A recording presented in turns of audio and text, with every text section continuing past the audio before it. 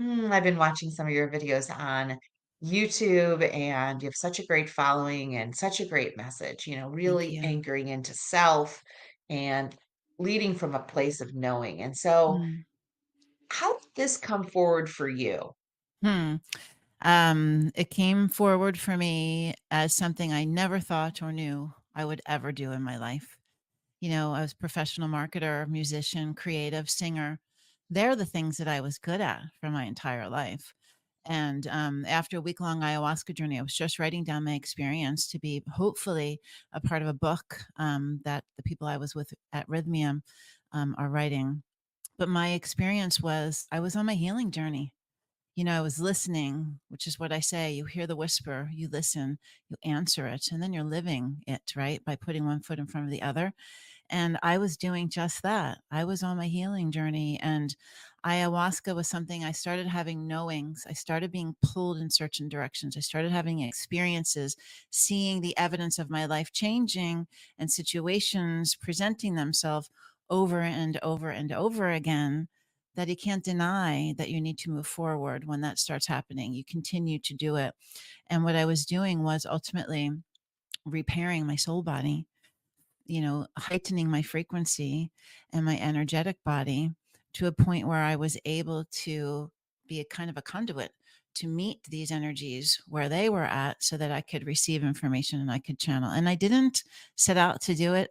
It's nothing I aspired to do in the very beginning of my spiritual awakening journey. I used to watch this movie called Tuning In over and over and over again, and it was like five different trance channelers who were being interviewed for a documentary style movie, and they were all asked the same questions and they all answered them at different times, and they kind of sliced and diced and put all their answers together. And I was so fascinated by the information that they would bring forward, and I would always hear something different every time I listened to it. Well, I was really being drawn to it because that was my soul's purpose. That was what my future held. Looking back now, I can say that.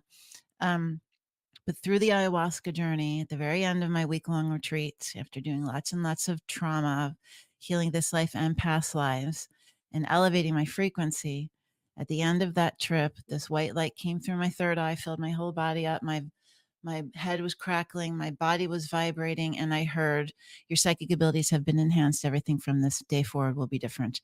And that's exactly what happened. And that was right at the cusp of right before COVID. And I came back from the retreat center in Costa Rica, and I kept feeling pulled to go within rather than getting stuck in front of a television and watching the news and the negative stream of energy.